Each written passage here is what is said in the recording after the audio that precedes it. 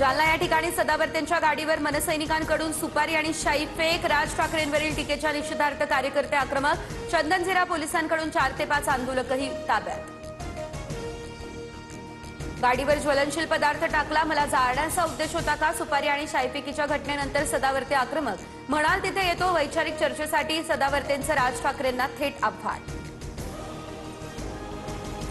वारकरी संप्रदायातील घुसखोरांच्या यादीवरून वाद चिघळला। आळंदीमध्ये पवारांच्या राष्ट्रवादीच्या विकास लवांडेंवर शाईफेक। संग्राम भंडारेंसह 10 ते 12 जणांवर लोणी काळभोर पोलीस ठाण्यामध्ये गुन्हा देखील करण्यात आला दाखल।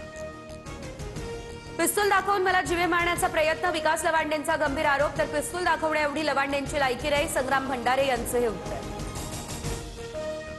बच्चू कडूंचा 19 मे रोजी मंत्रालयामध्ये आंदोलनाचा इशारा। दिव्यांग बांधवांसंदर्भातील जी आर विरोधात कडू आक्रमक। जी आर मागे न घेतल्यास कडू आंदोलन करण्यावरती ठाम।